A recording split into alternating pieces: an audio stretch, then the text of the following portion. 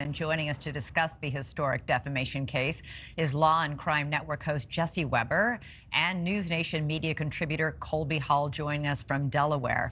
I want to start with you, Jesse. Why would Fox be trying to settle now? All the damaging revelations, all the emails, all the text messages, the depositions are all out there for everybody to see. One theory is they're starting to hit the reality. Do we really want Rupert Murdoch, these executives, these anchors going on the stand, admitting what they're going to admit, say what they're going to say? That's one way of looking at it. There was talk over the weekend that Dominion is dropping one of their claims for lost profits, so maybe they can get him to a settlement at a number that's more agreeable. I don't believe it. I don't believe it. I'm going to tell you why. I do not believe that Dominion is going to agree to anything less than Fox going on air and apologizing for what they did. No way Fox is going to agree to that. No way. And by the way, if they were going to settle, they were going to do it months ago, year ago, before they had to have all of this bad evidence come out and be made public. I don't think on the eve of trial. Do we see settlements in the eve of trial? Sure. I don't think it's happening right here. I think it's just not going to be fruition. Colby, Jesse raises a point, and Brian just reported in his piece, in fact, that the last thing Rupert Murdoch wants is to have to admit publicly they made a mistake, that they did something wrong. Dominion has been insisting all along they're not going to settle without Fox admitting it aired lies about election fraud and the Dominion voting machines. What's going to happen?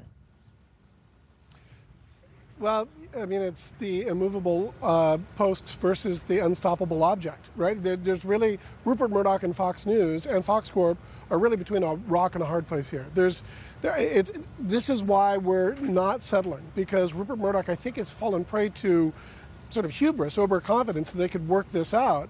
And now, on the eve of the trial, unless a settlement reveals itself in the next 12 hours, which I don't think is going to happen now, we're going to see Rupert Murdoch and all this talent testify before, world-class prosecutors, something that they're not used to. So, right. Rupert Murdoch's a 91-year-old man. He's very much engaged. He's very much in control. But how will he stand up to that level of scrutiny remains to be seen.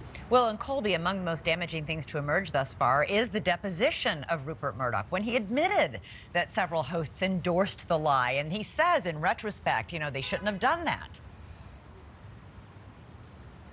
Right, and so really the core underlying premise of this entire case is the truth, right? Is it okay to falsely report stuff that you know that your viewers want in the name of building up the bottom line?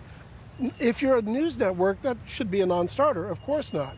But news, as we've traditionally known it, has evolved. And you could argue opinion programming in primetime at Fox News isn't really news. It's obviously opinion programming packaged as news. And so I think, this is really about accountability.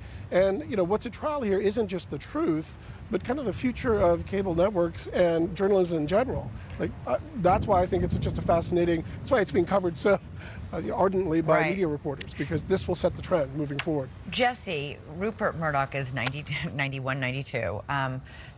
He did manage to emerge from the phone hacking scandal in Great Britain unscathed, business as usual. Do you think this verdict in a trial like this could be the thing that takes it all down? I don't know if it's even a verdict, because I'm struggling with that. One, even if they were found liable and they owe millions of dollars, $1 billion, is that going to hurt their ultimate customer base? Are people going to not turn to Fox News anymore, or are they not going to?